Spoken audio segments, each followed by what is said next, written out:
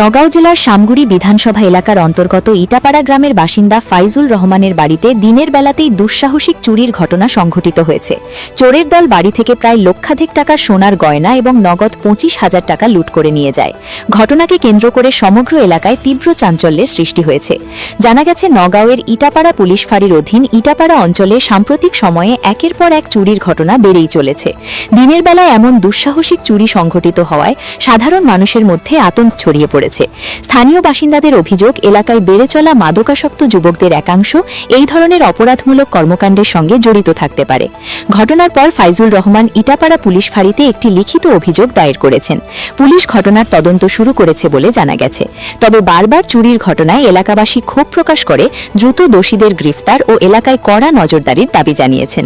কালি মই পথাৰত গৈছিলোঁ গৰুলৈ, পিছত গৰু এৰাল দি পেলাই ঘৰত আহিছোঁ। আহি পেলাই চাইছোঁ চোৰে চুৰি কৰি পেলাই চব লুটপাট কৰি লৈ সোণৰ খাৰু এযোৰ আৰু কাণফুলি দুযোৰ আৰু ৰূপৰ এযোৰ আছে।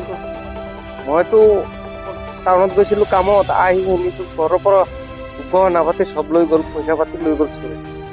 মোক ফোন মাৰিছে, মই খবৰ শুনি আহিছোঁ টাউনৰ পৰা। কাণৰ ফুলি আছিলে সোণৰ, হাতৰ খাৰু, তাৰপিছত ৰূপৰ আছিলে নেকলেছ, চেইন, পায়েল এইবিলাক আছিলে, আঙুঠি চাঙুঠি আছিলে, চব নিলে, আলমাৰি ভাঙি। গৰু এৰাল দি পেলাই ঘৰত আহিছোঁ। আহি পেলাই চাইছোঁ চোৰে চুৰি কৰি পেলাই চব লুটপাট কৰি লৈ সোণৰ